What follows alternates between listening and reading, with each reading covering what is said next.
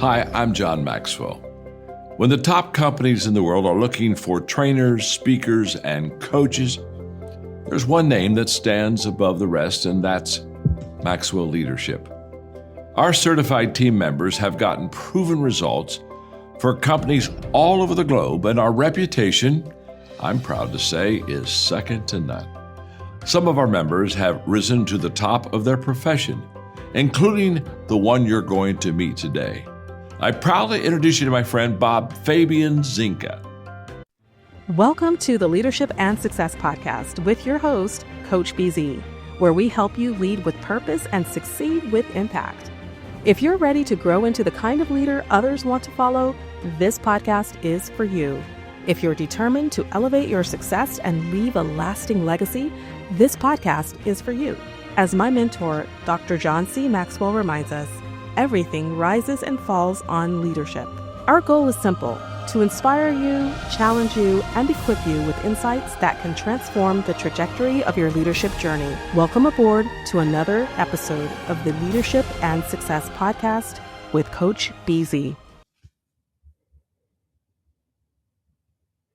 How do you define the strategy for SOC analysts looking at alerts so that they can do the best job possible?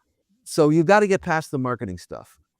And we have to get to what does the tool actually do and what does it provide? And at what level of surety? Since nothing's 100%, can we get to some level of surety? And that's where the human comes in. Double checking, triple checking. Which brings us to AI. Is AI going to save us? At least not at today's state of the art.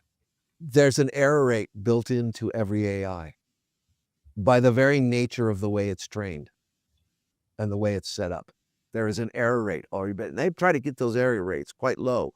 But doing certain things will amplify the error rate or diminish it, depending upon what you do, depending upon how precise your inputs are and other things, and how well trained it is. Or you can get word salad, which we have, by the way, at Resiliant, gotten word salad out of supposedly well-trained models. It's pretty funny. Context. Lots of context. But the point is, it's probabilistic, which means that it has an error rate. Again, we're back to risk. There is an error rate that is determined, that is assured. And, you know, the thing about humans is we don't know what our error rate is.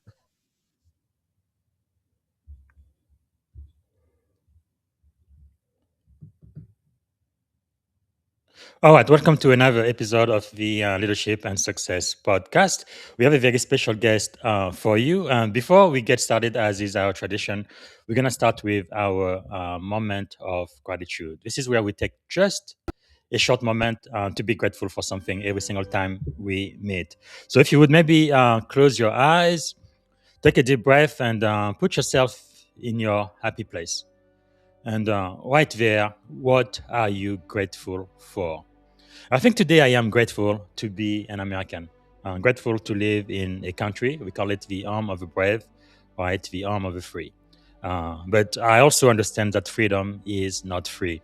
As you probably have noticed this entire week, I am wearing a black ribbon on my LinkedIn picture because of the 6 soldiers who gave their life for this war. We started with Iran, really unprovoked war, but we started it, and 6 soldiers have died. And the one who really broke my heart is the 20-year-old, right? He's only 20, and I have 2 kids. One is 24, the other one is 18, and I can't imagine them dying so young. But he died wearing the uniform of his country, and I am grateful for people like that who are willing to do that for you and for me. All right, so type in the comment what you are grateful for today, and also let us know where you are joining us from, what city, what state, and since we've gone global, which country, if outside of the US. And also, if you have a question for my guest, go ahead and type it in the comment, and we're going to be answering your question live. All right, so let me see if I can properly introduce our guest today. Today, I am going to be speaking to Brook S. Schoenfield. He's a globally respected cybersecurity architect, author, and thought leader who has spent decades helping organizations design systems that are secure by design. That's so important.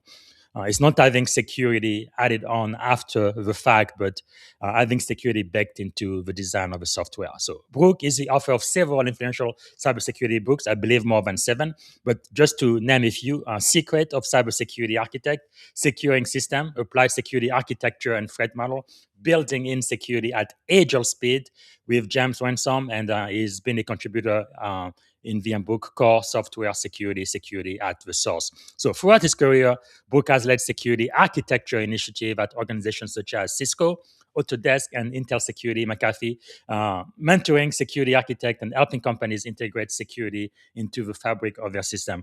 A really funny story. I was enlisted in the Navy as an IT seaman.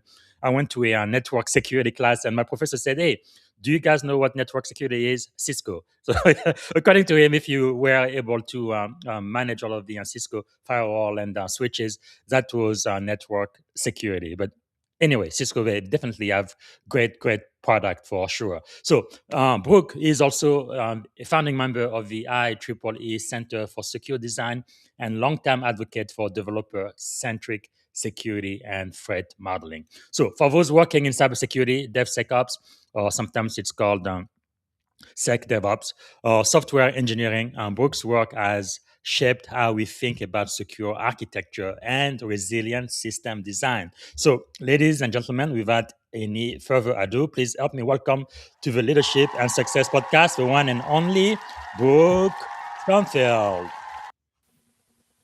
All right, Brook, good morning. Good morning. How are you? I Great. just got to ask you, Coach Yes, sir. BZ, what year was that when he said Cisco was security? Yeah, that was 2000. It was right before I became an officer. So I became an officer 2007. Must have been 2005. 2005. Yes. Okay, they were a little late. By then, we had realized that attacks had moved up the stack, and the True. web infrastructure and application team at Cisco was now the largest part of InfoSec because, True. yeah, things had changed. So they were a little behind the times. If Yeah. it had been 1998, I would have said, yeah, exactly. When Yes. I took over that team as the technical leader, it was the least important team. They actually said to me, you know, we want to keep you. We just did these riffs, and Yes. but your current position, yeah, it's not working. Would you be willing to be our application security architect? We've been looking Yes. for one for 18 months. It was a step down because network was everything. That was in Yeah. 2001. But by 2005, things had changed. True. But sometimes it takes a while for the military to kind of catch up. But of course, my professor was extremely biased, so I knew that. So maybe one of the first questions I want to ask you, Brooke, is what is one thing you are grateful for today? You know, the people this industry has brought me. I actually will say this to my spouse time to time. Oh my God, the incredible humans I have been gifted to interact with. Brilliant, incisive, thoughtful, caring, deep. I can't believe I'm so lucky to know the people that I know in this industry. And believe me, when I got to Cisco, I was like, I don't know if I can deal with these people. But Yes. oh, the people this industry has brought me. There are a lot of, I mean, of course, there are some very not nice people and divas, of course. For the But most the part, yeah. people that I have met have been, by and large, really driven by care Wow. and depth, which, by the way, gets to leadership right there. Yes. But I am deeply grateful for my circle of friends and network that have come to me. I am enriched Man. every day. That is really powerful. So our first comment from the audience, we have Chevy. I have interviewed her, so make sure to watch the interview from Mobile, Alabama. I used to live in Tuscaloosa. So happy Sunday and International Women's Day. And I do have a tribute for International Women's Day toward the end of the show. And she said she's grateful for family and spending time with some amazing women yesterday, joining from Alabama. Thank you so much, Chevy, for being there with us. So let me ask you this then. What is something about you, Brooks, that most people may not know when they first meet you? Cybersecurity is maybe my 6th or 7th career. Wow, really? Yeah, and and I was really determined when I was a child to be either an archaeologist or a paleontologist. And then I really got into Wow. anthropology when I went to college. I was like, this is it for me. This is Yes. it. Except I couldn't get a job. But I Can was imagine. also really diving into music, which led me to playing for people like Chuck Berry and Bo Diddley. Really? You Yes. did? Wow. Yes, and then I got into jazz, and I spent 20 years trying to That's form a jazz crazy. career while doing some other things, but, and teaching and whatnot. Wow. And then I became a professor at, Cuesta College Amazing. and Cal Poly. So, and in there, I was a salesman and accountant for my mother's business, her clothes Wow. business. So, I did a lot of things before I got to high tech. Yes. So, Yeah, that's um, amazing. I can't and believe you played for Chuck Berry. My father used to listen to his music. Were you ever recorded on any of his albums? no, no, Wow, that is just that is one of his amazing. bands. Wow, that is quite It's a great something. story, though. He walks Yes. in and he says, "I don't need another guitar player. You can go." And I said, "Okay." And he said, "No, no, wait," because he wanted to hear what happened. We drop into a standard blues, and I Mhm. play exactly the right thing. And he looks at me and he says, "You can stay." Wow, coming from him, that must mean a lot. Do you play any other instrument besides guitar? I play a lot of instruments rather badly. Of course, I can lay down a bass line or whatever, and Wow, Um, that's amazing. and and yes, because in there, I was a substitute teacher at one point for the schools in Hmm. San Luis Obispo area, and because of that, you have to go and you have to get a C scale at least on a trumpet or a trombone or a. Wow, So I can get a sound out of a lot of instruments. Don't you that's really amazing. don't want to see me scratching on a violin, but yes, I can get a sound out of it. Um, Wow, but that's you amazing. work with little kids, right? And yes, I've Yes. conducted orchestras rather badly because I'm sight reading the music, Wow, and that's not that easy for me. Scores. man, that But is yeah, incredible. Okay, we're gonna have to talk offline because I really love music. It's played such a very important part in my life. I was 7 years old when my father forced me to learn how to play the piano, but it's been one of the best thing I've ever done in life. Because I don't know, I feel like when you are kind of musical, you can even apply it in science, in technology, the way you do math, and everything else. I always fall back to music too. When I go through a hard time, I'm challenged. It soothes you. I mean, it inspires you. It's just part of my life. Period. Like every time there is a milestone in my life, there is like a soundtrack attached to it. I remember exactly what I was listening to during 9/11 and when this COVID thing came to California and all of those things. So it's incredible. All right, so let's get back to you. So let's start at the very beginning. What drew you into cybersecurity? You always told us you had like 6, 7 career before you ended up into what I believe you were born for. But what drew you into cybersecurity and software security architecture? yeah, that's a great question. So it's a bit of an accident, but the draw in is different than the accident, right? Mm, So I was a chief designer at a software house. I had been director of not of software development there, and I was a technical leader hmm. there, leading a bunch of projects and whatnot, and a chief designer along with another guy, brilliant guy, Stephen Wow. Malinowski, really fabulous, dear friend, and we were kind of the chief designers, if you will, Mhm. and because I wrote TCP/IP stacks at that time, Wow. yes, I did indeed, and helped with our real-time operating system. Worked with So Steve. was all of this just self learned? Well, yeah, I mean, of course, I had some university training to start out, but then I just Wow. boogied down, Incredible. right? And it grew over time. And the Yes. thing is, I'm really am kind of an engineer in the sense that I don't like just working on something. I got to know how it works. So Hmm. that led me down to very low level debugging and understanding, the deep Wow. computer science of the CPU and how it talks to the Hmm. memory and what the registers do and all of Yes. the really deep stuff. Okay, Wow. So I'm a chief designer there, and one of the two, and I write TCP/IP stacks, and my boss comes and says, "We got to stop paying this kid to come in. It's very expensive. Could you change the access controls on our Cisco router?" And I said, Wow. I bet I could do that. First thing I did was crash it, of course. Yes. But I learned, Uh, figured it out. And this is, by the way, before really just the beginning of the web. wow. So this is 1998, 99, something in there, right? Mhm. This is before the web had really taken off the way we Yes. think of it today. It was there, but I'm a internet native. I was Mhm. participating in the internet before the web. So Yes. at any rate, I'm like, sure, I can do this. And I started noticing there were some weird traffic. Mm. So I said, I got to find out what this is. What is this? So that took me down the rabbit hole to figure out the traffic. And then it was just my second incident, by the way, Mhm. cyber incident. I'd had one much before where I cleaned up a worm. So that's a Wow. different story.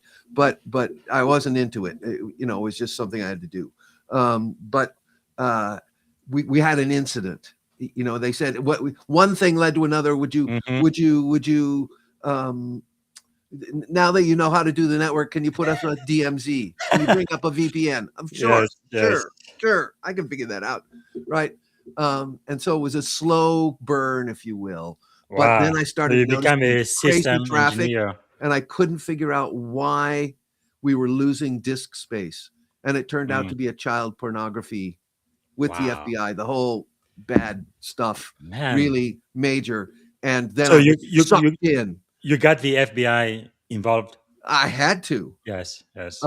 I had to let them know there was this horrible stuff on our machine that had to Wow. be right. I mean, if there's one thing that I am really against, it's Yes. abusing children. Absolutely. Boom. Let's not go down that rat hole, but still, Yes. that really pushed on my own personal integrity and morality really hard. Mhm. I had a young daughter at that time, right? Wow. So, there are some things that are non-negotiable, period. Absolutely. And so, we cleaned it up, and I said, I got to learn about this. And so I Mm. brought up tools. First, I brought up the Navy's, open source network watcher. I forget what it was Yes. called, which put me into knowing who Michelle Crabb, now Michelle Gell, was. Mhm. So there's a little, you'll see as we talk about this, there's a more to that as time goes on. Yes. But because she is now one of my dearest friends, but that Wow. was a long time ago. I didn't know her at the time. And then I brought up Snort because I did Mm. networks. I knew how to Yeah. look at packets and stuff. Yes. I mean, this is what things. I'm one of the only Wow. people to ever find a bug and convinced Apple that they had a bug in their Mentat stack. This is That's something I was incredible. living. And so it just kind of sucked me in. And it wasn't Wow. until I was at Cisco. I went to Cisco to learn, to be honest. Mhm. I was kind of done at Infosys, and I went to Cisco to learn to work with these amazing people Yeah. like Michelle Gell, not Crabb anymore, Mhm. got married, and Steve Atchison, who helped write OpenSSL, not OpenSSL, SSH. Mhm. And so anyway, was working with these amazing people. I mean, That's when I amazing. got there, I have to tell you, I thought I knew. And the first time I was in a meeting, I got about this big. And I went, I Yes. am never saying another word in these meetings because I Yes. don't know nothing. Yes. I Yes. went from big guy to very little guy. Yeah. Those Yeah. little moments are not bad for a person's growth. Absolutely. Yeah, it's kind of like being a big fish in a small pond and being a very small fish in a very big pond. It's humbling, but wow, that is quite amazing. So, what was the moment where you realized that security architecture would become your life's work? It's when they asked me to step down from, I had been designing future, what we now call a SIM or Hmm. security information manager. Yes. And I was now an application security architect, and I wrote Cisco's very first, or pulled together Cisco's and wrote some of it. Cisco's very first InfoSec coding guidelines. Wow. And, that was sort of what I was doing. I looked at database security. I got to look at the Java runtime engine Yeah. really deeply, figure out how bad or good it was. There's some really cool things. But Wow. then they had me doing projects with people. And, every project had to come in and be assessed in 10 minutes. And they gave me that job sitting in those meetings to figure out in 5 or 10 minutes whether they needed more InfoSec. And I was exposed to a huge amount of stuff. And Wow. because I'd been a designer, they were people in security with design background were unicorns. Yes. I had no idea at the time, but they were absolute unicorns. People either came from sysadministration or law enforcement or intelligence agencies or law enforcement or, a lot of great FBI people I've met over the years. I know there must be terrible FBI people, but I just never met one. Yes. Just to say that, it's kind of interesting, but excuse me. Excuse me. You need some water? I do. Take your time. Thank you. This is just fascinating, man. You've really made a lot of history makers, people in the industry that have really built this industry, right? We stand on their shoulders today. It's incredible. We do. Wow. Man. So at any rate, I had this experience that very few people had. Yes. And so it made me able to talk to the actual architects in a way that other people were struggling with, and to understand the problems in a way that other people, not everyone, but some of the people were very focused on the exploit or very focused on the, that's what we do in cybersecurity or the cure or what's in the industry standards. Whereas I could really understand the problem in an architectural and structural way. Absolutely. And that made me a bit of a unicorn, which made me, and it just, I realized this is really important. At some point in that first maybe year and a half at Cisco, this is 2000, 2001, 2002, I realized this is really important. Wow. This is really important. And not only that, I mean, one of the things that happened after 9/11 is we all got brought into so I served too, but in a way you might have not imagined. Everyone was drafted into what would become Homeland Security because we were critical infrastructure, all InfoSec people at Cisco, period. Not citizens, U.S. citizens. And so that was an interesting moment because it wasn't asked. We were just told, you're critical infrastructure. You are part of the defense of this country, period. You will do this. And you are drafted. It's that simple.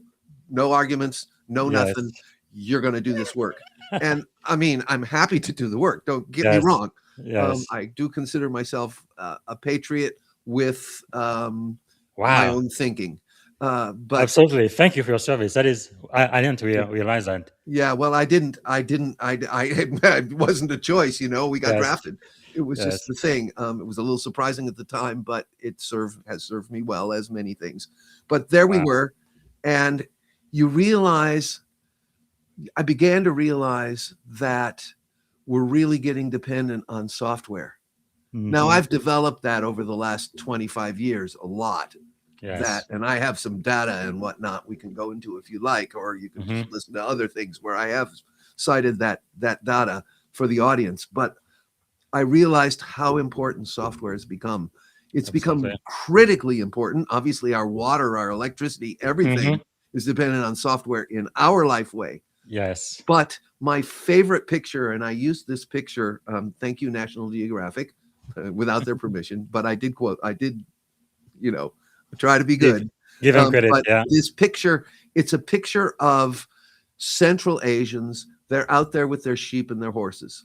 So they're clearly living a different life way. Yes. Well, they've got their smartphones up and they're taking pictures of the guy taking pictures of them. That's Incredible. And just think for a moment what a Huh. gift a smartphone is Yes. out in the in the steppe of Mm-hmm. Central Asia. Instead of guessing what the weather's going to be, you've got it right here.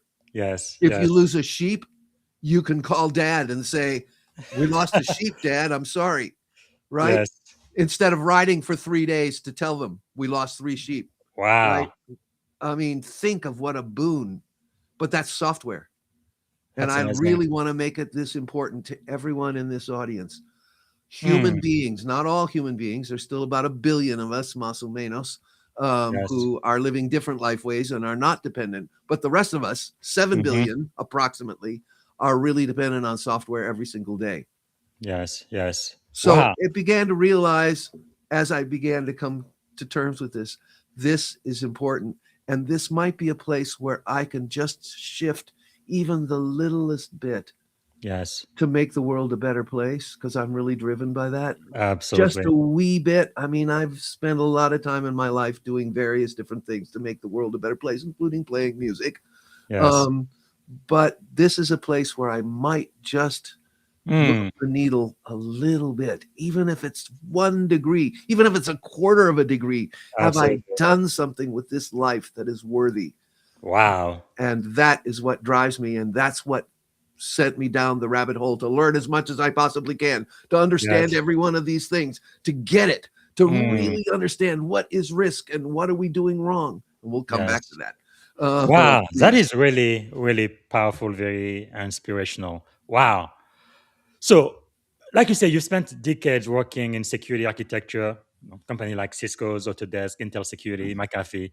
So, how has the discipline of security architecture evolved over the past 25 years?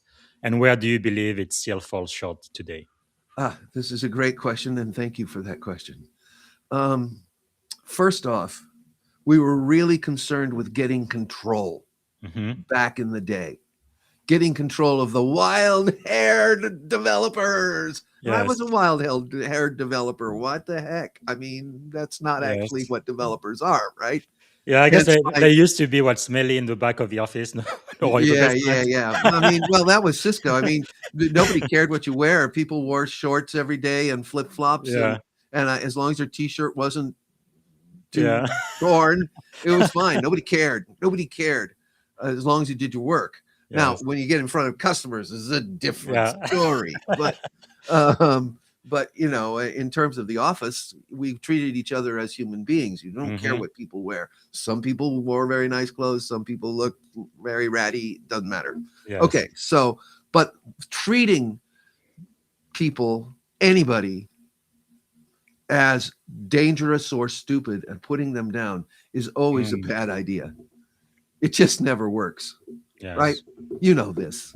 You know Hmm. this deeply. So your audience knows this. But that was kind of the attitude, which is what led me eventually to developer-centric security, something that I invented to just try to get people to shift their thinking.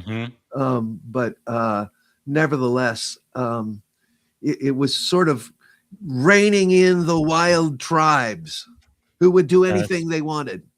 Hmm. And I'll never forget, though, Laura Linney, who has gone on to a fabulous career at Microsoft working on standards bodies. Um, she took me to my first uh, where we were doing, I was supposed to go in and figure out the security of this project. And she was mentoring me and I was following along. Hmm. And we came out and she said, Brooke, we're not the cops. We're trying to help these people be successful securely. It was Mm. really good advice, really good advice. Wow. And that's the big shift. That's no Yes. longer, maybe some old InfoSec people are still trying to control the wild tribes, but we understand. I mean, developer-centric security, I mean, if you ask any AI, it'll tell you, no, that's always been around forever, developer-centric security. And I'm like, No. no, I invented that. You can go to my website, Brook Schoenfield, and look at when I invented it. But Yes. it doesn't matter. It's become folklore because and that was quite a compliment if you think about it. But the Absolutely. idea is we're partners in a process. Laura was right. We're here to make them successful. And part of Hmm. that success is enough security to meet their security needs. And Yes. not Yes. everything needs the same security level, right? A little True. utility or the, and I was just writing this in this book. We're writing about AI security. We're, when I'm running an LLM that's not talking to anything on my own machine, Hmm. the security problems there are very different Yes. than, say, our product that has an AI available to the public, Public. essentially. Yeah. That's Yeah. that's a very different problem and very different security posture. And Yes. so you got to realize that. So that, Mm. that way of thinking has really shifted over time, really shifted. Man, And I think our tools have become better. that The is other really thing, amazing. there's one other thing, if you don't mind, Mhm. and Please. we'll get back to this because I saw that question in your thing. We've centered on threat modeling as the foundational technique. That Mhm. wasn't true. It was implicit before. We were Yes. doing threat modeling. There's no other way to do this, but Hmm. we weren't talking about it in quite the same way Today, yeah. than we are today. We've centered on threat modeling, but threat modeling is not the answer. It's the means. It's a technique Mm. we use to achieve a security architecture or a Yes. security posture, right? It's a Wow. means. It's a technique. It's not the thing. It's not the end gate. It's the Yes. it's the path through. And at this point, it's the only path through. I'm sorry to say. So if you Mhm. don't threat model, and the thing is, we all threat model to some degree or other, except that idiot who's driving down the road and nothing could ever happen to him and he's perfect. His driving is perfect. The rest of us Yes. are all Yeah. defensive driving, hopefully, and Yes. that's a threat model, by the way. So it's True. not weird. It's not Mhm. something we don't do. It's just that it takes a lot more technique for doing it for a system than it does. Yes. I mean, driving has its own techniques, of course. So Man. at any rate, coming back to that, the big challenge I think today is getting us enough and getting away from perfection to getting something. I just Mm. spoke about this last week, I think. We got to get away from perfection. Actually, it was this week. Yes. We got to get away from perfection because there's too much code. The cost of code has collapsed with AI to Yes. trivial instead of hiring someone like you or me. Hmm. We're expensive compared Yes. to an AI at $20 a month or Yes. free. Hmm. Not free, Wow. really, but we are the product for the free thing. Yes. Wow, the world is changing. I'm really grateful for all of the important contribution you made into our industry. So let's talk about why architecture matters more than the actual tools. And I also like your mindset. Like people talk about threat modeling as being an end to itself, but no, it's only a means to an end. So many organizations focus heavily on tools and technologies. Why do you believe architecture and design are far more important than tools when it comes to building truly secure Well, I systems? don't know if they're more important, but they're a piece that must not be neglected. I don't Mhm. want to use a scale here. Yes. The state of the art is there's a bunch of stuff we have to do that are interlocking and overlapping Hmm. because nothing is sure. And this goes back to the Turing proof. Alan Yes. Turing, brilliant mathematician, and helped originate the analog computer. Hmm. Well, let's not go into that history, but it's all there for people to look at. But no, he didn't invent the computer. That goes to Ada Lovelace in 1848, I believe. But Yes. nevertheless, it goes back to the Turing proof, 1936. The problem is because there's a near infinite way with Turing complete languages to express anything, Hmm. that the solution set rises to infinity. And therefore, and you can look at the proof. I'm not a good enough mathematician to really assess the mathematics I just know the theory here.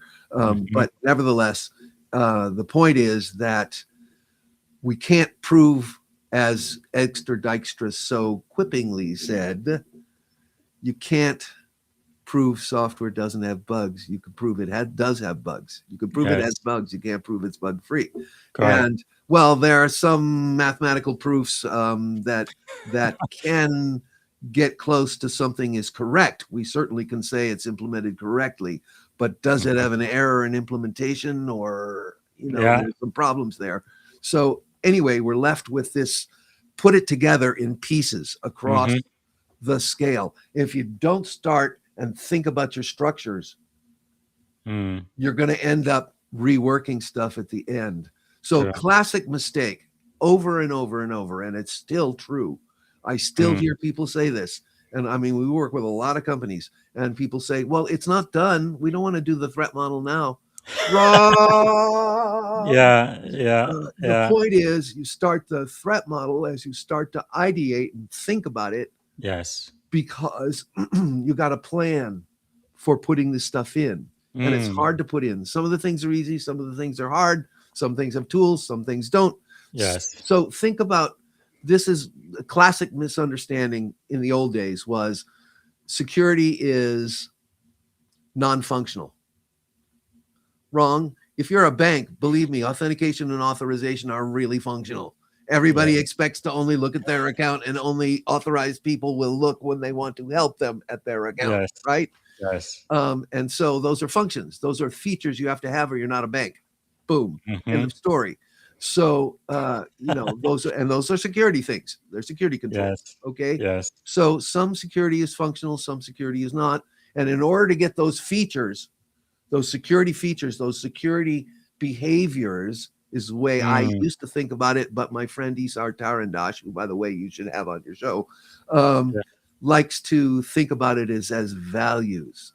If a Mm. system values privacy, if a Yes. system values integrity and Hmm. values confidentiality, then Yeah. it will, by its nature, do the right thing. This is a brilliant shift, I think, in our Mm. thinking, by the way, and I credit Isar with it, not mine. That's And so by the good. way, I'm really keen to always credit other people, because we work collectively, and we stand on the shoulders of giants, as you That's said. true. That's so true. But nevertheless, uh, value, if a system values availability, Hmm. then it will be available. And that's the triad, of course. Wow. Confidentiality, integrity, and availability, classics. And we like to add privacy and safety. Yes. But nevertheless, those values, if it values those things, if it shows those kinds of behaviors, if it demonstrates in its working those behaviors, then Mhm. you begin to manifest a security posture. Okay. The only way you're going to get everything except coding security is by planning it in and thinking about it. Hence, you Beginning. figure out what to do through threat modeling, and then security architecture is you figure out how to do it and where to Yes. do it. And the why is the threat model, the what is the threat model, and then how and Mm. where come from security architecture. So really, they're intimately related. Yes. Threat modeling is the technique, security architecture is the discipline. Unfortunately, security architecture as a term is dual loaded, because it also means that collection of controls and protections and mitigations that Hmm. build a security posture. So that's the technical definition, but it's also a discipline. I'm a security Yes. architect. And so it's that discipline that builds that. And that kind of brings you to why security architecture is important. The only way you get these other things is by thinking about them and considering Mm. them, not by just coding your way into a morass. Yeah, thank you so much for sharing that, and I think that is so critical. So one of your core philosophy is developer-centric security, which you mentioned earlier. What does a healthy relationship between the developers and the security teams kind of look like? And by the way, a couple of my programs have achieved what I'm going to say. So this is Hmm. not aspirational. And Yes. it doesn't mean we agree about everything, but when you're a team and you're all trying to achieve the business goals Mm-hmm. that the software is intended to deliver, you get this wonderful synergy and collectivity. There are Yes. special skills that, say, a security architect such as myself brings to the table that the other people don't necessarily have. So, as an example, I've taught thousands of people how to threat model. So, not a brag, it's just a fact of Mm-hmm. being a teacher, right? Yes. And lots of people have gone through my classes over time. So, eventually you get a sense where people struggle, where anybody can learn to threat model, or almost anybody. I shouldn't Mm-hmm. say 100%, but most people, Yes. because we get it. It's not that hard to get at some base level. But the the problem is a security architect or someone who's really good at threat modeling will have the range of all the things to think about, Mm-hmm. all the different threats that are applicable to this kind of architecture and this kind of system, these kinds of inputs. It's very specialized, that piece of information. And yeah, a lot Yes. of us carry it around in our heads, but there aren't a great number of tools. I'm going to get to some tools. There are some tools now, but there weren't for years. So we carry it around in our heads and we look at an architecture and we go, yeah, oh, you got this kind of an input. That's this kind of an attack. So, Yes. how exposed is that? And you do this little calculus in your head. Mm-hmm. Okay. Problem here is people know a couple of things, and the same 4 things have been remarkably stable over the last 20 some years. Mm. And that's what they think of and nothing else. So Yes. that's what the specialist brings is, no, we got to think about these other things too. Yes. Right. Can you list those 4 things that you've Yeah, noticed? oh, absolutely. It will be coding security, Yeah. or the tools that we use to find coding mistakes, secure coding mistakes. That's one. Number 2, encryption, usually in transit, Yeah. sometimes at rest, but usually in transit, like HTTPS, that is the secure part of HTTP. And toward the end of the show, I want to ask you about quantum computing and Yeah, encryption. let's come back Continue. to that, because that's gonna and it's coming fast, Yeah. faster than we thought. But and then let me derail here. Authentication and authorization, Mm-hmm. these have been remarkably stable over Yes. my entire security architecture career since 2001, 2000, straight ahead. Yes. And I'm like, wow, some things, or protecting secrets. That's Mm-hmm. another thing people will think about or do badly. But yeah, it's funny. Can I just tell all the coders in the world, all of you coders, no, Yes. your code will not protect your secrets. I'm sorry. Yes. It's really trivial to find them today with tools like Frida. No, Yes. don't Yes. do it. Just Yes, don't indeed. do it. Yeah.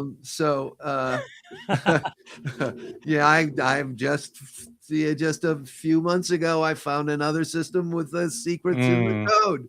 Yes. Guys, don't Yes. do that. Yes. Looks like it should So, be best practice by now, but I guess people well, it don't is. It's been best practice. Yeah. It's the same thing we Yeah. wrote in those first coding guidelines 25 years ago. But okay, let's talk about this. Why do people don't do what they know they should do? Well, I Especially, think they don't know that they should do. I think there's a lot of not understanding, and I think it comes to the numbers of programmers. Okay. yeah. First off, Evans Data estimates there's about 27 to 30 million professional programmers on planet Earth. How many of them work with a solid AppSec team, like at Cisco or whatever? Yeah. I'm going to take a wild guess, and this is based on some back of the napkin thinking. So it's got to be no more than 5 million, and probably more like 2 or 3 million who work at like the Ciscos and the SAPs and the Oracles, and those have very long running. The Microsofts, they have really long. I was gonna say about 10%, so 3.5. Yeah. Yeah, something like that. And it doesn't matter whether the number is 2 million or 5 million. It just doesn't matter. And it doesn't matter whether the number is 25 million or 35 million. There's tens of millions of programmers who Yeah. are not working with an AppSec. So they only know what they've sort of gleaned from the headlines and the this and that. I'm going to assume the goodness of most of those people because I haven't met a developer in 15 years who looked at me and said, security, that's somebody else's problem. By Mm. now, we all know it's got to be in the code. But what to do Yes.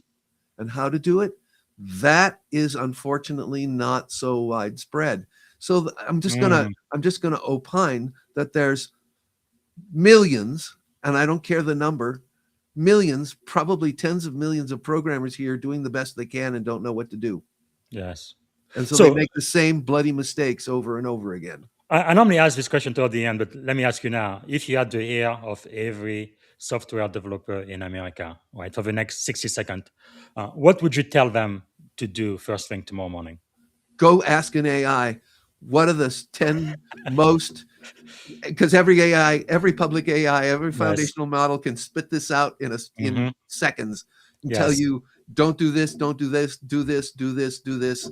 You know, Perfect. they've all been trained with the OWASP materials. They all can Yes. spit it out. Just Yeah. ask your friendly AI, what are the things I should pay attention with the 5 things I should pay attention to today in my coding. Yes. Wow. Amazing. So, man, time is running so fast. I think we only have about 12 minutes left. But let me talk about at least this one book. I think it is really, really critical. This one, Building in Security at Agile Speed. I think this is the book for today. So, this book really addresses security in modern development environment. Why did this book have to be written? Well, we'd written it with Anmal Misra, core software security, and we realized it was long in tooth. We were just developing and just putting into play the first agile security development lifecycle while we were Mhm. writing that book. Okay, and my chapter, which is about 30,000 words, chapter 9 in there, tries to explain that, but Yes. we needed to update it. And James came to me and said, we got to update because now we've had all these years of practicum. We know Mhm. how this stuff works. You did all that research at Intel. You know how other SDLs don't work.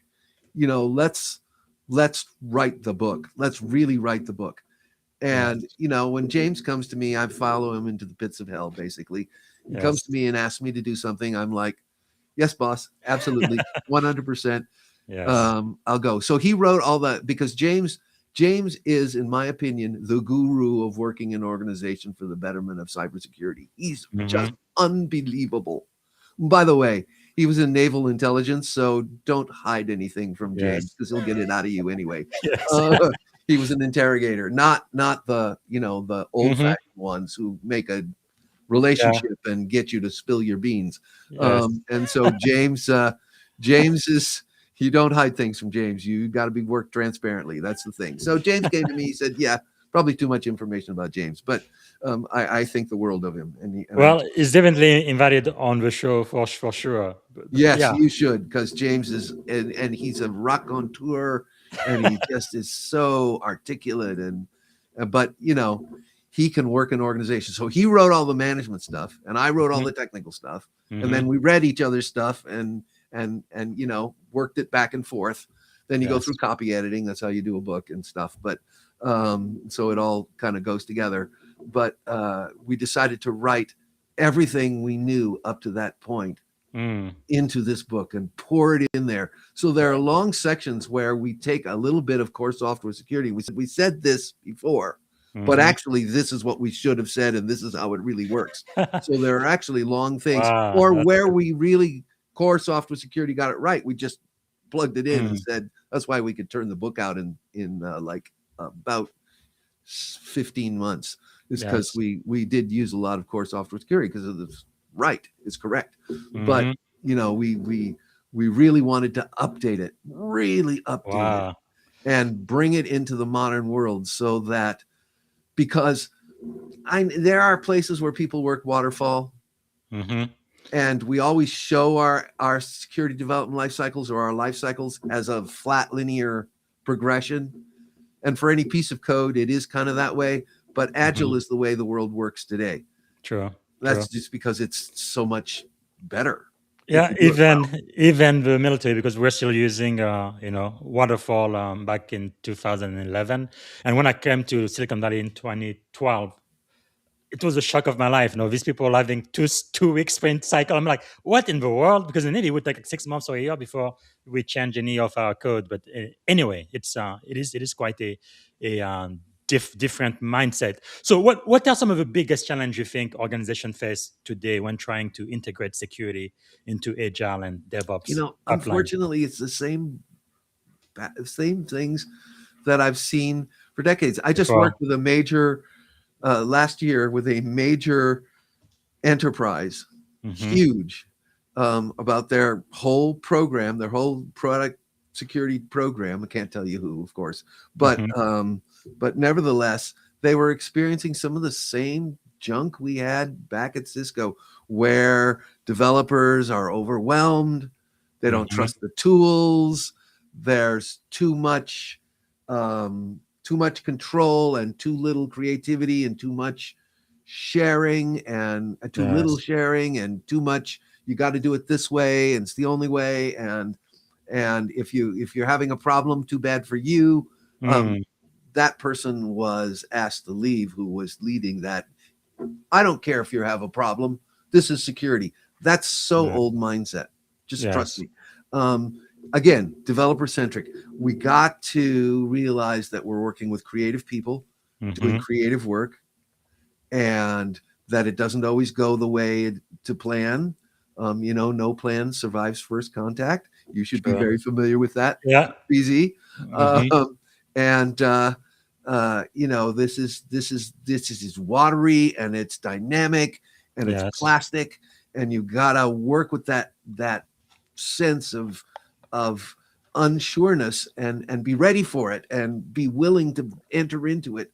And Yes. so we revamped their entire product security thing for them, so that they could meet their goals and they could pull in they had lots of disparate Mm-hmm. companies. They'd acquired a lot of companies and they were still working the old way that they worked, and they didn't account for that. They had one true method and it wasn't going to work for people as different as writing firmware versus web, CI/CD, that is continuous integration, continuous development, continuous Yes. integration, and where you're updating code constantly. And these things are very different in form, and so they weren't really accounting for that. So, Mm.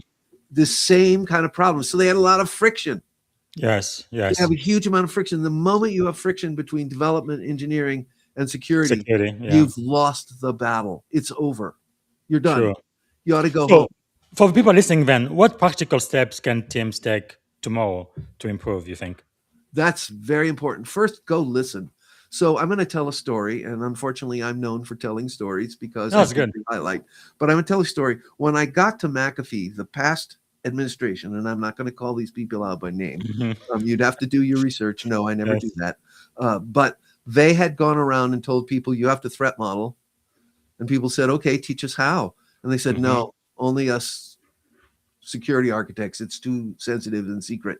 And What? so the developers all went, okay, that's security full of nonsense. And they said, Mm-hmm. you've got to run the static analyzer, and I want you to use, look for everything. So one team had 76,000 findings Wow. in their queue. Guess how many they fixed? 0. Right. I mean, once you get to an overwhelm of 2,000, you're done. You're Yeah. like, I'm not going to Yeah. do anything with this. I'm done. I can't deal with this because Mm-hmm. I have to get features out the door. It was a Yes. mess. So what did I do? And this is what you can do tomorrow. If you're experiencing any of these problems, go listen to the problems Mm. of the developers, get their view, and start incorporating their view. It may be incorrect. Yeah. Mm. Don't argue. Just listen. That Yes. is the thing I do when I take on a new company. Not Mm. kind of not where I'm doing right now, but if I were to lead a new Before. company, and I did it Mhm. certainly at McAfee, at Intel, all these different companies I've been at, I Yes. go and I really listen to the developers. I Mhm. really listen to the managers, to the directors who have whole groups And what do they Yes. think is important? For one thing, I got to find out who's with me and who's not. Mm. Because I got to work around the people who are not, Yes. and I got to work with the people who are with me, and Mm. use them at every level. And so I'm going Man. around really listening. This is the most important thing. You got to know what the world is, because you will find people Yes. who are passionate about making things better, and that's your army. That's powerful. That really shows a lot of emotional maturity. No, one thing when I come to Silicon Valley is like the IQ, I think, is completely off the chart, but our EQ in this region is extremely low.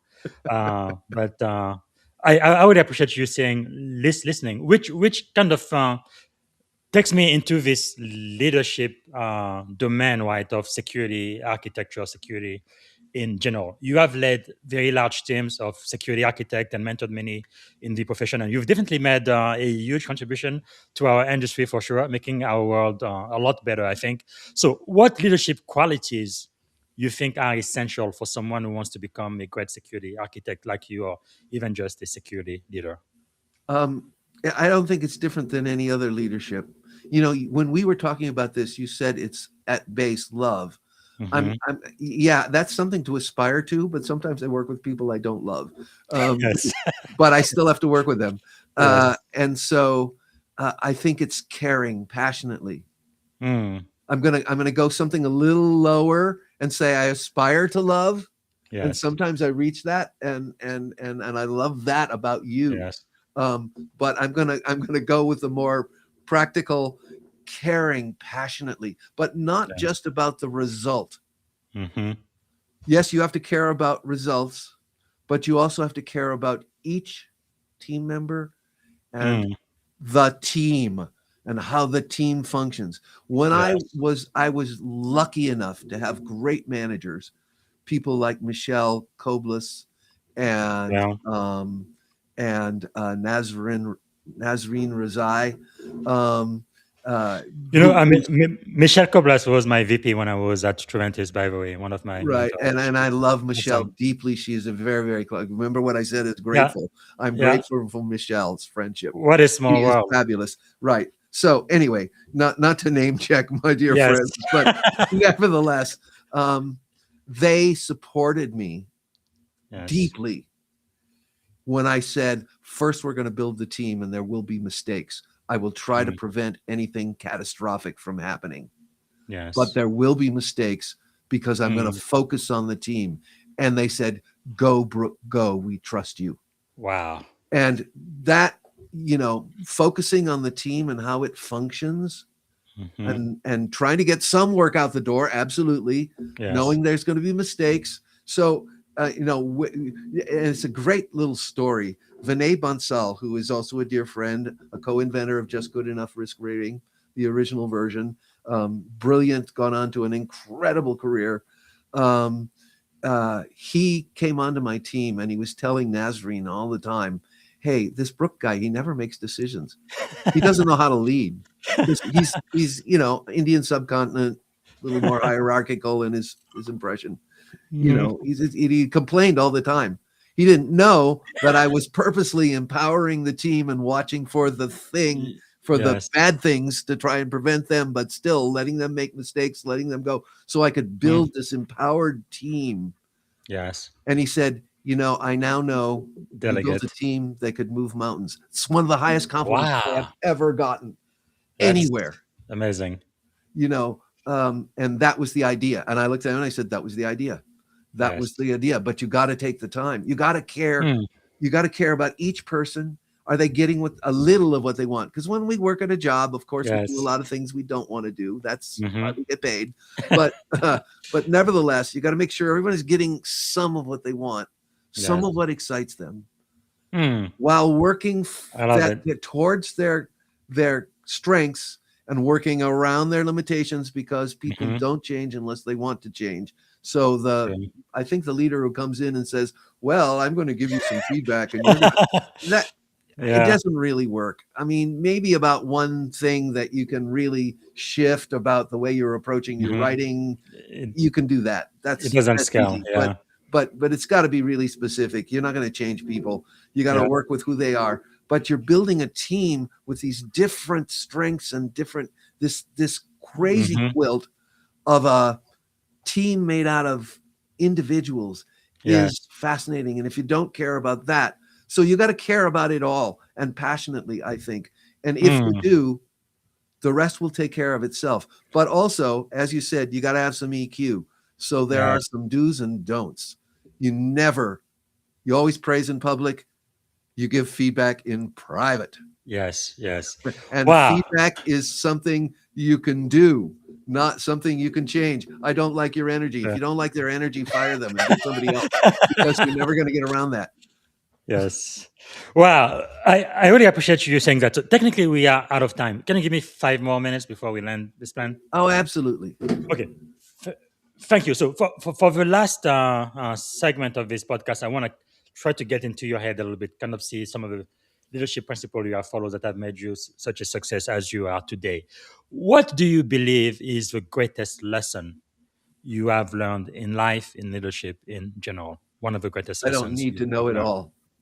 I do not need to know it all. I thought I needed to know it all and control all. And I had a horrible experience in my master's. My group just basically lambasted me for getting us an A, ensuring that we got an A.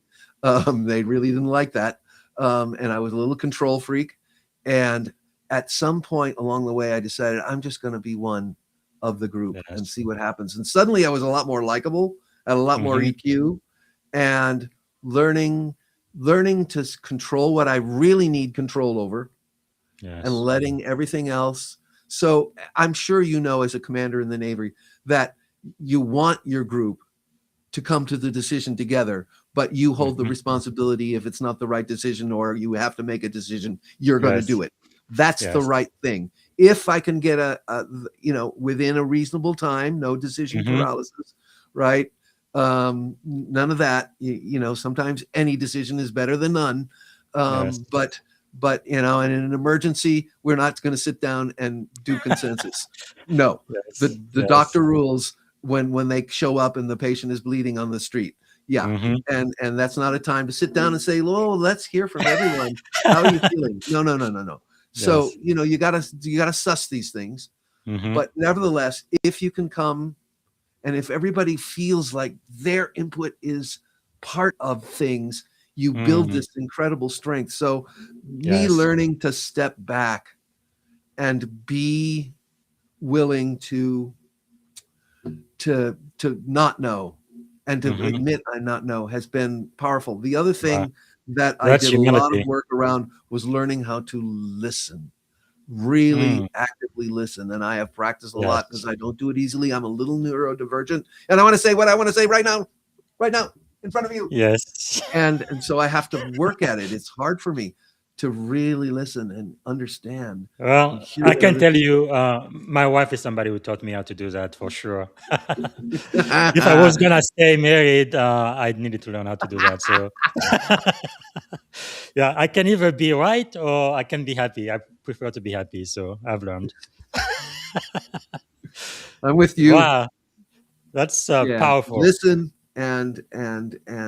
and use those listening skills. And if you have trouble listening and you think you're supposed to know it all, there's lots of courses that help you work Mhm. with this stuff. Or maybe you need therapy. I don't Absolutely. know. Actually, there is one I'm reading right now, the 16 Undeniable Laws of Communication by Dr. John C. Maxwell. Great, great, great books. Definitely going to teach you how to Oh, communicate. interesting. Good plug. Yeah. But okay, so let me ask you this. What do you believe is the secret to your success? Because you've done so much work and you've had a lot of uh, really, I think, very critical contribution to the security industry. And because you've written more than 7 books, I think it's 8 now. And everything you are doing, you've worked at great, great companies. What do you attribute your success to? Now I'm going to reveal something that very few people know. When I was about 30-ish, early 30s, I got Mm, really involved in activism for a short time. Hated the work, by the way, mm, loved the people. But what I learned, I became a facilitator and a negotiator and a mediator for many mm, years. And I was kind of known in a small world for that. Um, for those skills. And Nice. that facilitation skill has served me incredibly well. Mm. I'm a big proponent of Arnold Mindell, who has gone and done things like he'll sit with people who consider each other terrorists and Hmm. done mediation sessions with them. He's probably the Wow. greatest facilitator on the planet.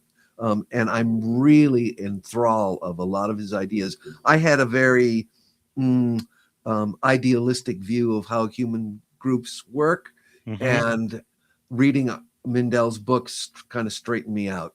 But that Wow. combined with facilitation is something that is fundamental to what I'm doing, but I don't ever have to speak about it. And I don't usually, this is probably the first time publicly I've ever Mm. admitted to it, is that I've been a trainer and a facilitator and a workshop builder and a mediator for decades, more decades Wow. than I've been in high tech. Um, just slightly, by about 5 or 6 years. And so those are fundamental to what I'm doing Hmm. all the time, always. And hence all Wow. of the lessons in active listening and, just tons of stuff. How groups come to decisions, Yes. facilitating 5,000 people to come to a consensus decision, which I've done, by the way, a long time Hmm. ago. It teaches you a lot about how groups can work and how decisions can be made, and the power of, I mean, there's a lot of social science that proves that a well-functioning team that respects the contributions of a fairly diverse set of people can outperform the smartest guys in the room over and over and over and over and over again, Wow. over and over and over again. There's a lot of social science from the 90s and early 2000s that backs me up. I think I cite some of it in my books, but Yes. it's really important to realize that when you've got a team that's working well, that's it right there. So I bring this Mm. facilitation. It's a thing that not a lot of people know about me, but which is fundamental to my approach, is that I believe in That's people's powerful. brilliance. Wow. Arnold Mendel is, I know he's written a lot of books. It's very books that you recommend. Yes, sitting in the fire. I Yes, I want to saw that one. recommend to anybody who's interested in how groups function, Yes. sitting in the fire, because it's not what we think, Hmm. or at least not what I thought, and it's not hippy dippy anarcho Yes. beauty.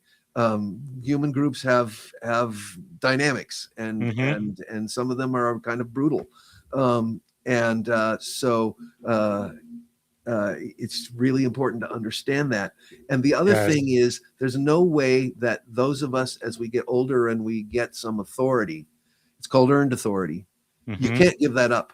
There's no way I can give that up. So what Mindell says is the only way you can serve the group is by being a fool with your earned authority, which means sometimes saying Wow. things, hey, I wonder if we should do, and other people say, Yes. nah, don't do that. That's Hmm. silly. We're not going to do that. That's okay. If I could give anything away, it would be my ego. Wow. It's in my That way is. 90% of the time. And so, one of my tricks, and it really is a Mm. manipulation, when things have gone bad, I go in and I say, yeah, it's all my fault. Mm. And I do talk about this in Secrets, in the culture hacking chapter. I say Yes. it's all my fault, clearly. And it's interesting what happens. The high integrity Mm. people will say, oh no, Brooke, we did this and we did that and we contributed this and you contributed Yeah. this. And then pretty soon you're solutioning with friends. And it's beautiful. Wow. And you smoke out all the jerks in the room because they say, Yes. yeah, it's you. Now you Mm. know. Yes. They've just revealed themselves. That's great information, because now Wow. you got to work around them Hmm. because they're not playing with integrity. And Yes. you've smoked out all the really great people that you can count on. Wow. It's very powerful. Man, And yes, it's a manipulation, but it works. you've just really given us a master class really in leading. That goes beyond security architecture or security application. Wow, thank you. This is definitely worth the price of admission. And everyone, again, I'm gonna add this to the podcast digital library. Arnold Mendel, sitting I in love this the book, fire. by the way. Wow, I that love is this book. It incredible. taught me so much, and it disabused me of things that I wish were true, but are Mm, not true. And wow. I mean, I have a very humanistic kind of approach to the world, Hmm. and to human beings, and I wish we were all lovely and empowered. And Yeah. Karl Marx had a beautiful, beautiful, very incorrect utopia in mind, but that's not how Yes. people work. I'm True. sorry, I'm not a socialist, and I am not a communist, and I never will be. No, no, Yes. no, no, no. Because beautiful as the idea of a perfect worker state is, it's Hmm. just nonsense. Not possible. Yeah. Yeah. And Wow. you know, But it's so what kind of things are you learning these days? I know leaders are learners. What are you learning now? oh my gosh.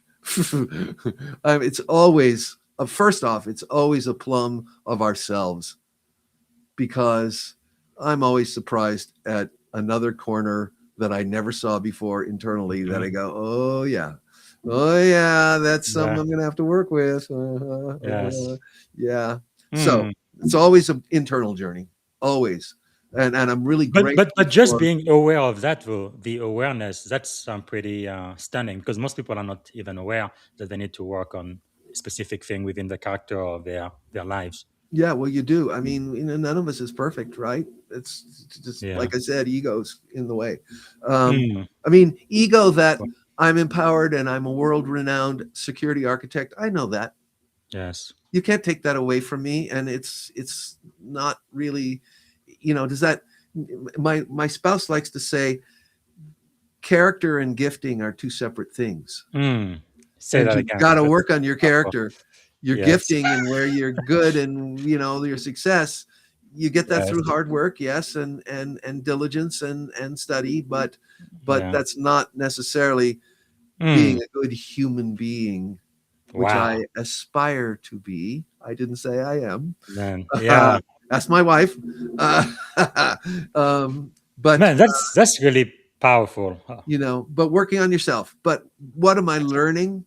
Um, I'm learning more about how to go into this is a really, because I'm doing consulting now. I'm Hmm. learning how to parachute in as a VCSO, and how much influence. I'm used to like building this huge amount of influence, where Yes. at Intel I can go and criticize the SDL and say we got to do this differently, and people listen to me.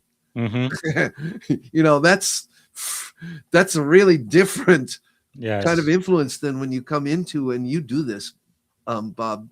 Hmm. So you go into these companies, they're not going to trust you at all until you show some value, and you got to continue Yes. to show value, and then over time, and you got to work Mhm. around people's stuff Yeah. and everything, and it's Yeah. really complicated.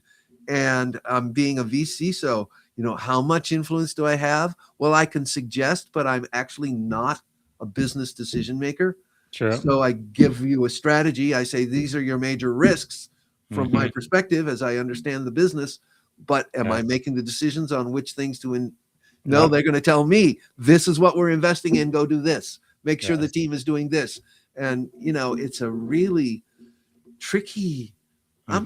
I wouldn't say I'm struggling all the time. No, no, I can do this. But sometimes I gotta really sit back. Yeah, that's a real growing edge for me. Yeah, you asked Yes. that question. That's a growing edge. Yes. Wow. Okay.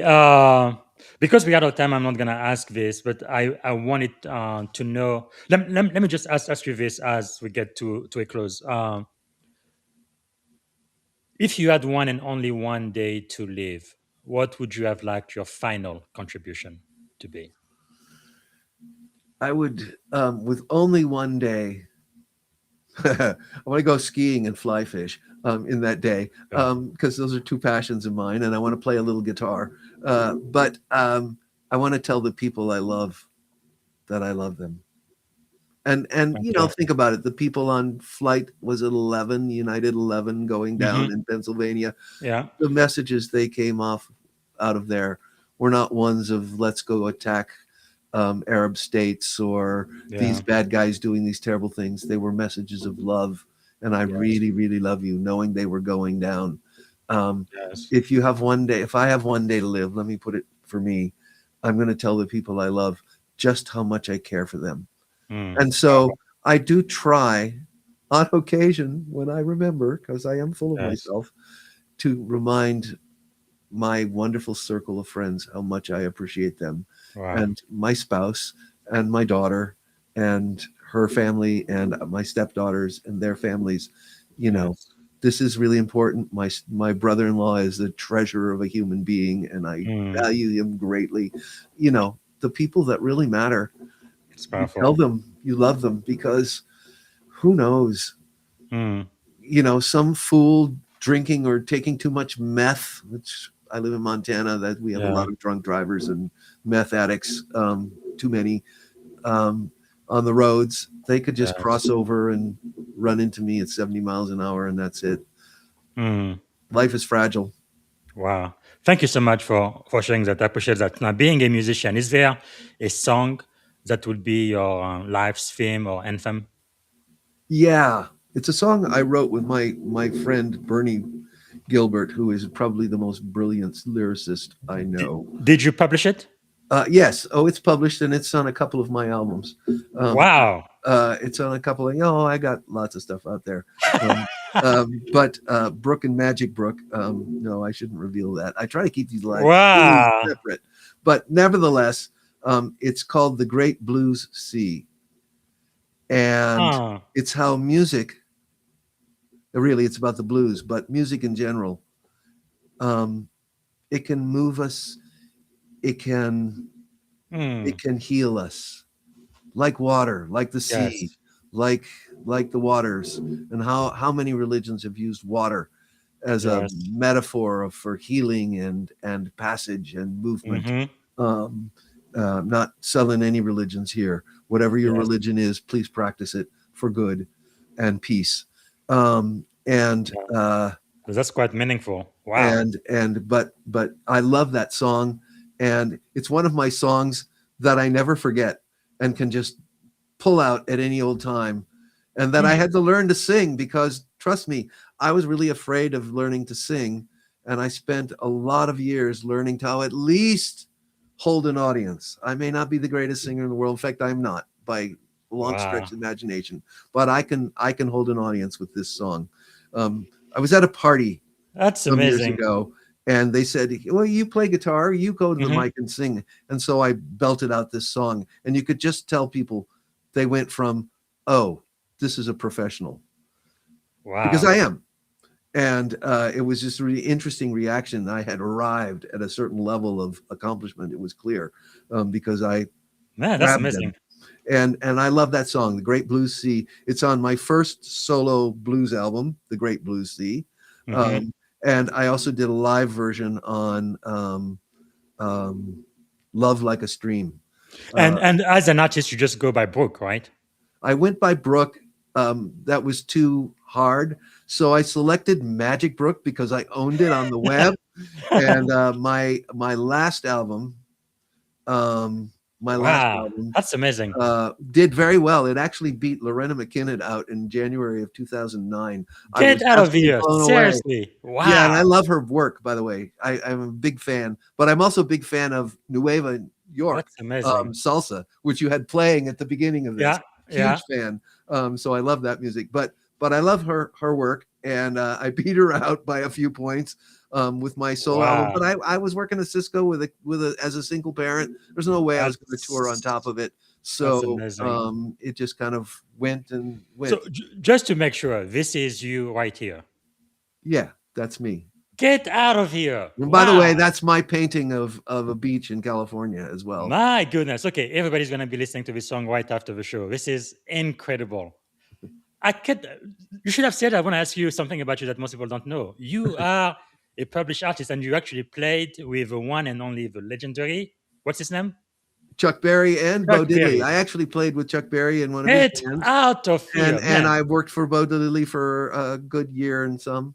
You are so He was, humble. and the difference in these two human beings couldn't be more different. By Wow. the way, So, guys, you Bo heard it. Diddley, I'm just going to say, is one of the most wonderful human beings I've ever had the That's pleasure amazing. and So, for privilege. the first time in the world, people know about you on the show right here.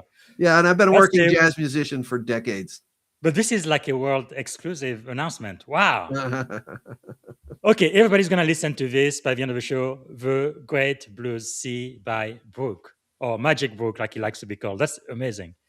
Okay, I think we have enough. We can end the show right now. But before we end, I do want to know, what can my audience do to give value back to you? You've given so much to us. Really appreciate that. Well, don't worry about buying my books. I think I get $2.50 a piece. That's not how you get rich writing tech books, by the way. Yes.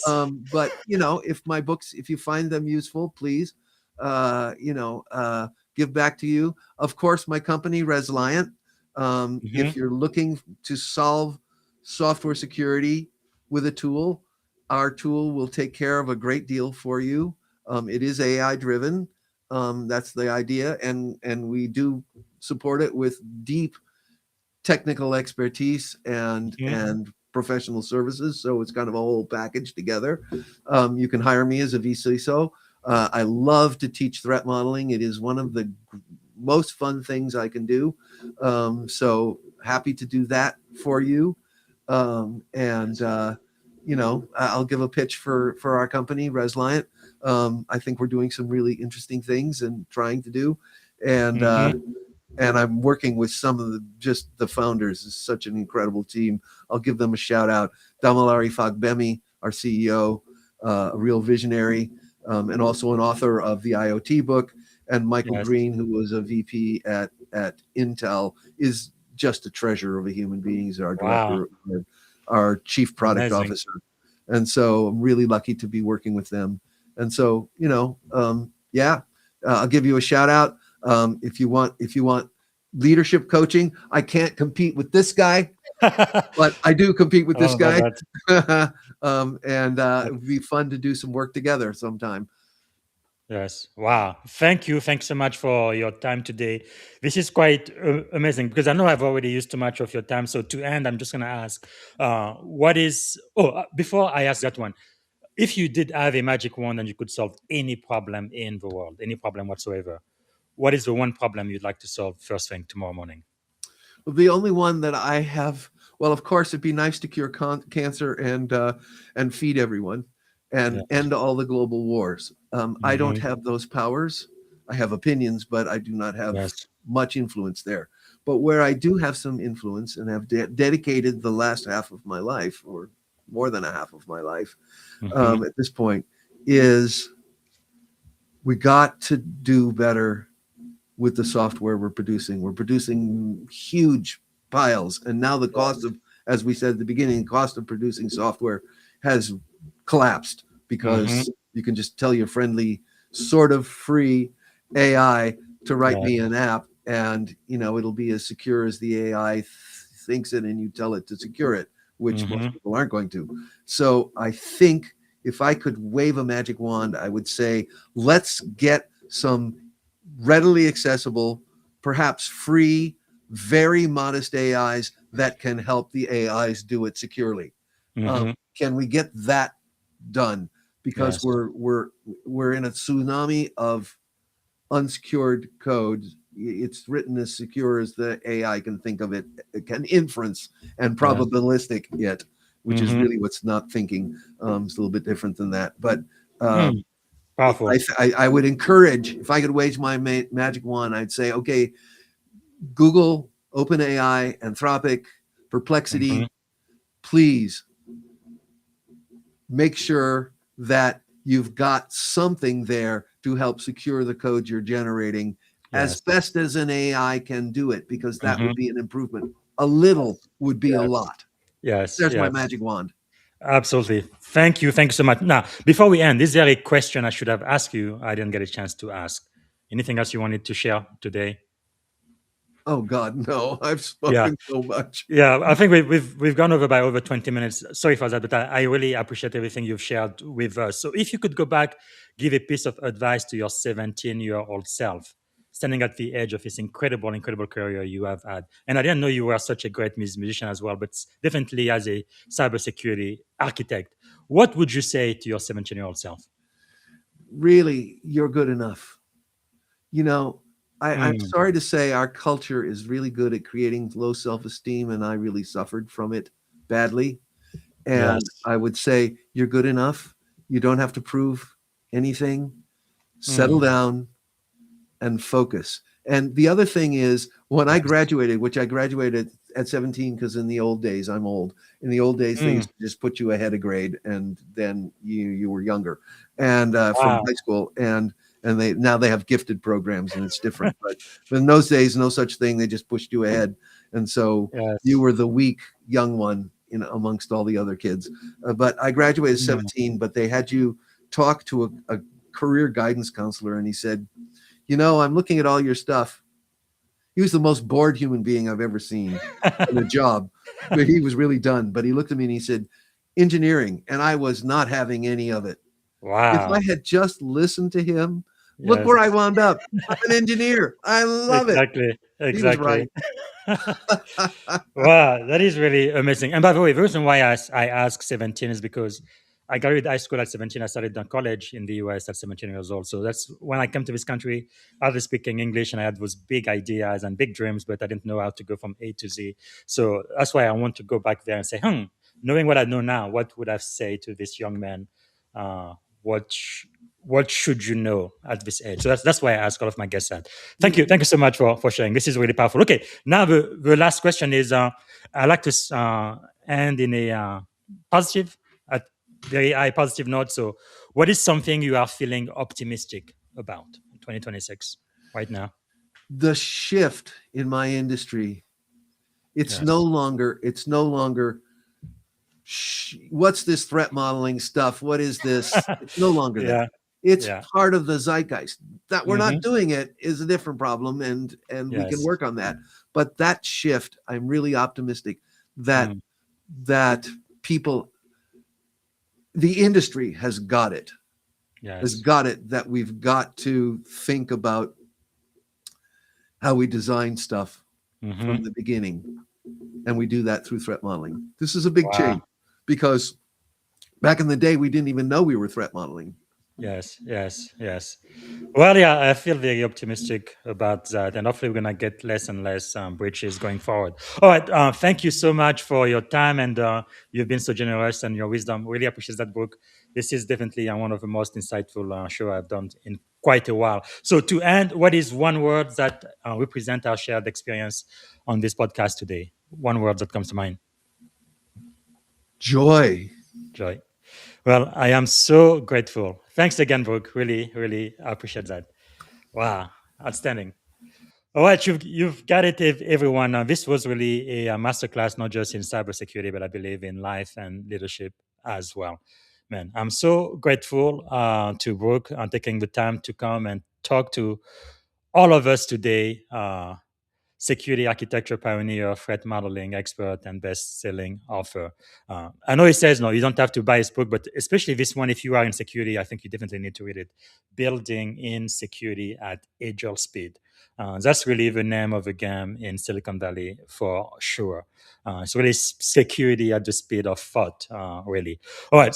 So, really grateful for that. I want to remind everyone. So, for this week, our friend in the spotlight is Vice Admiral Joanna Noonan, United States Maritime Service. She's also a senior executive service member and at the U.S. Department of Transportation. And I think tomorrow I don't have any interview Monday, so I'm gonna continue. We're gonna study the book of Proverbs, chapter 18, this time. And I'm using artificial intelligence. This is not a religious podcast. It's just about the ancient wisdom and the leadership lesson from the book of Proverbs, written more than 2,000 years ago. But I think it still has lessons, leadership lessons that are very much applicable today. And let me see. Okay, I'm going to end with so as you guys know, the entire month of February we celebrated Black History Month here, but now we are celebrating Black History Year. Right? I felt like a month is just not long enough. So part of that, I kind of have two vignettes. So let me share my screen again.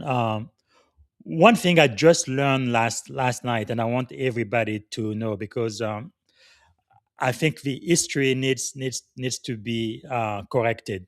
I just found out that the very first African American black officer is not the golden 13 like I was led to believe. I definitely know we're not going to take anything away from them. 1943, they were the first 13 Black officers in the Navy. But the reality is Lieutenant William Lloyd Garrison Payne was actually the very, very first African American officer. This is a picture of him right here. I guess he did pass for white, but he definitely was African American. And not only that, not only was he the very first African American officer in the U.S. Navy, which is my branch of service, but he also was the very first one to earn the Navy Cross. Right, so that wasn't CS Free Doris Miller during Pearl Harbor, and also he was the very first one to actually be a captain of a warship vessel. Right. And it wasn't my adopted mentor, Admiral Samuel L. Gravely. Again, props to them. We're not going to take anything away from them, but the reality is Lieutenant William Lloyd Garrison was the first African American to do all of that. So anyway, you can read more about his life on my LinkedIn page. It's just amazing. The more you study history and the things you learn. And then another thing I like to do to celebrate now Black History Year, but also Women History Month is something that happened on this date. On March the 8th, 1945, Phyllis May Daly was the very first African-American to integrate the U.S. Navy Nurse Corps because Blacks weren't allowed to be nurses in the Navy prior to that. And after her, a lot of other people joined, and I think I have a picture of her right here.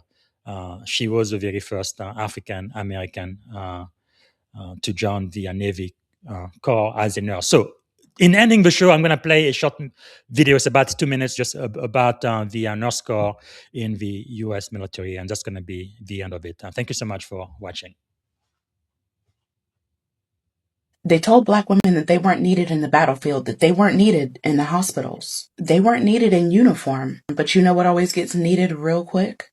A Black woman's labor, especially when America's at war. During World War II, the Army Nurse Corps made their racism real clear. Only 56 Black nurses were allowed to serve in it at first. Not because they weren't qualified, but because they were Black. Thousands of trained Black nurses applied. And these were all incredibly qualified women with skill, discipline, and degrees. But the Army had a quota, and white nurses didn't want to work beside them, let alone take orders from them. So the doors stayed closed. They didn't even want Black nurses treating white wounded soldiers. But guess who they did assign them to? The German prisoners of war. That's right, a Nazi can get better care than a Black GI. That's how deep the anti-Blackness ran, even on the front lines. And these women didn't just serve, they carved a path that wasn't supposed to exist. Della H. Rainey was the first Black nurse commissioned in the Army Nurse Corps.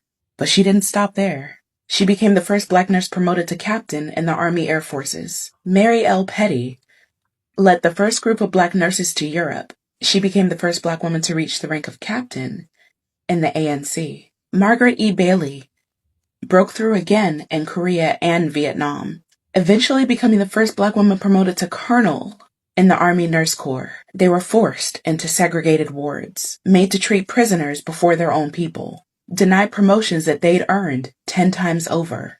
But they stayed, they documented, they built each other up. Because even when the system tried to make them invisible, they knew they were making history. By the end of World War II, fewer than 500 Black women had served in the Army Nurse Corps. That's less than 1% of the total. But their presence cracked open a structure that was designed to hold the line on white dominance. They were the first to desegregate parts of the U.S. military, long before Truman signed Executive Order 9981. They were the first to demand that life-saving skill matters more than skin color. And they were the first to teach white America, again, that without Black women, this country does not function. So you want to talk about service? Talk about them. You want to talk about patriotism? Talk about the Black nurses who were told no and still showed up. They didn't just heal bodies. They cracked open barriers with a stethoscope and a backbone. And they proved, like we always do, that just because you weren't invited to the war doesn't mean that you didn't win something in it.